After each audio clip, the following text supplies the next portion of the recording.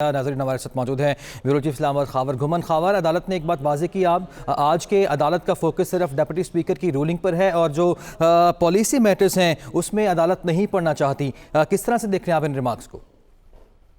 देखिए जी, गुज़िश्ता रोज जब ये सारे का सारा मामला अदालत में चल रहा था, उस पर बहस हो रही थी, तो बुनियादी ये एक सवाल उठाया गया था कि डिप्टी स्पीकर ने ये जो रूलिंग दी है उसकी बुनियाद क्या है, वो कौन से हकाइक हैं, मुहरकात हैं जिसकी वजह से डिप्टी स्पीकर ने आर्टिकल 5 को इनको इन्वोक किया और उसको बुनियाद बनाते हुए उन्होंने जो तहरीक अदम एतमाद है उसके खिलाफ रूलिंग दे दी कि ये इसके ऊपर वोटिंग नहीं करवाई जा सकती। अब जाहिर है कल भी सारा दिन बहस यही चल रही थी कि क्या आर्टिकल 95 जो है उसके ऊपर जो कुली तौर पर अमल हुआ है या नहीं हुआ। अगर अपोजिशन की बात मान ली जाए तो फिर आर्टिकल 69 भी ज़ेर बहस आ जाता है कि क्या जो अदालत है वो पार्लियामान के अंदर जो भी मामला चलते हैं उसके ऊपर अपना इख्तियार इस्तेमाल कर सकती है, क्या वो ज़ेर बहस मामला लाए जा सकते हैं या नहीं।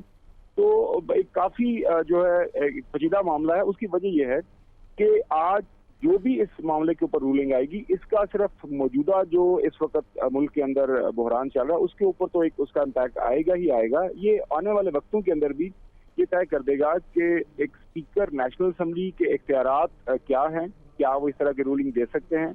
अगर रूलिंग दे सकते हैं तो उसके ऊपर क्या अदालत उनके खिलाफ की चारागोई कर सकती है, जिस तरह इसके ऊपर सारे का सारा अब जो बहस मुबासा चल रहा है।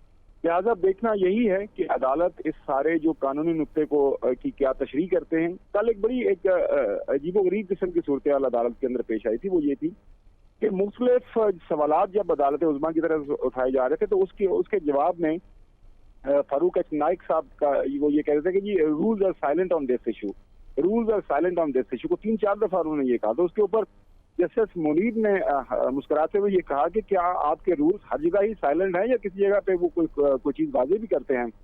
लिहाजा अब ये तय होना है कि क्या जो स्पीकर नेशनल असम्बली हैं उनके इख्तियारात के अंदर पे ऐसा जो रूलिंग देने का जो वो उनके पास कोई इख्तियार है, क्योंकि जो रूल नंबर 28 है नेशनल असम्बली को चलाने के हवाले से वो बड़ा वाज़ेह है कि स्पीकर नेशनल असम्बली की रूलिंग किसी भी जगह के ऊपर किसी भी कोर्ट ऑफ लॉ के अंदर चैलेंज नहीं हो सकती, उसके हवाले से जो कोई सवालात नहीं उठाए जा सकते।